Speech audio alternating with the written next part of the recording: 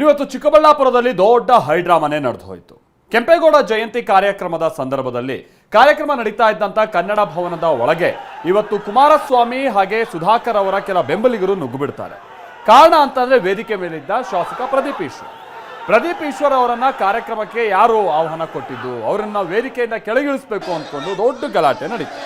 ಪ್ರದೀಪ್ ಈಶ್ವರ್ ಹೇಳಿ ಕೇಳಿ ನಿನ್ನೆ ಎಲ್ಲ ಒಂದು ಸ್ಟೇಟ್ಮೆಂಟ್ ಅನ್ನ ಮಾಡಿದ್ರು. ಕುಮಾರಸ್ವಾಮಿ ಅವರೇನೋ 90 ಲಕ್ಷದ ವಾಚ್ ಕಟ್ತಾರೆ, ಮತ್ತೊಂದು ಮಗದೊಂದು ಅಂತ ಹೇಳಿ ಅವರು ಈ ಬಿಡದಿ ವಿಚಾರವನ್ನ DK ಶಿವಕುಮಾರ್ ಅವರನ್ನ ಸಮರ್ಥಿಸಿಕೊಳ್ಳೋ ಬರದಲ್ಲಿ JDS ನಾಯಕಗಳ ವಿರುದ್ಧವಾಗಿ ಅವರು ಮಾತನಾಡಿದ್ದಂಥ ರೀತಿ ಅದು ಕುಮಾರಸ್ವಾಮಿ ಅವರ ಬೆಂಬಲಿಗರ ಸಿಟ್ಟಿಗೆ ಕಾರಣ ಆಗಿತ್ತು.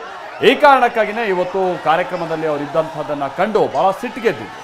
ಬಟ್ ಪ್ರದೀಪ್ ಈಶ್ವರ್ ಕಾರ್ಯಕ್ರಮ ಮುಗಿದಂಥ ನಂತರದಲ್ಲಿ ಹೊರಬರ್ತಾ ಇದ್ದ ಹಾಗೆ ಕಾರ್ನಲ್ಲಿ ನಿಂತು ಹೀಗೆ ತೊಡೆ ತಟ್ಟಿ ತೋಳು ತಟ್ಟಿ ಮೀಸೆ ತಿರುವಿ ಅವರು ಸವಾಲು ಹಾಕ್ತಾರೆ. ಅದಾದ ನಂತರದಲ್ಲಿ JDSನ ಕೆಲ ಕಾರ್ಯಕರ್ತರು ಅವ್ರ ಕಡೆಗೆ ಚಪ್ಪಲಿಗಳನ್ನು ತೂರಿದ್ದಾರೆ ಅಂತಲೂ ಕೂಡ ಆರೋಪ. ಆ ಕಾರಣಕ್ಕಾಗಿಯೇ ಕೆಲವರನ್ನ ವಶಕ್ಕೆ ಪಡೆಯಲಾಗಿದೆ ಕೂಡ. ಸೊ ಹೀಗೆ ದೊಡ್ಡ ಹೈಡ್ರಾಮಾ ಕಾರಣ ಆಯಿತು. ಒಬ್ಬ OBC ಶಾಸಕನನ್ನ ತುಳಿಯೋ ಯತ್ನ ಇದು ಅಂತ ಪ್ರದೀಪ್ ಈಶ್ವರ್ ಟೀಕಾ ಪ್ರಹಾರವನ್ನ ನಡೆಸ್ತಾರೆ.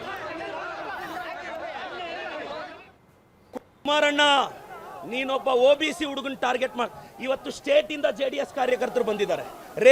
ನಾನೊಬ್ಬ ಒಕ್ಕಲಿಗರ ನಾಯಕ DK ಶಿವಕುಮಾರ್ ಪರವಾಗಿ ನಿಂತಿರೋದು.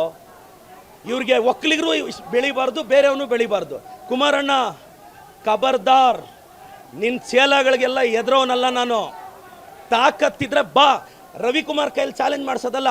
ನಿನಗೆ ತಾಕತ್ತಿದ್ರೆ ನೀನ್ ಬಂದು ನಿಂತ್ಕೋಬೇಕು ಚಿಕ್ಕಬಳ್ಳಾಪುರದಲ್ಲಿ. ಬಾ, ನೋಡೇ ಬಿಡೋಣ ನೀನು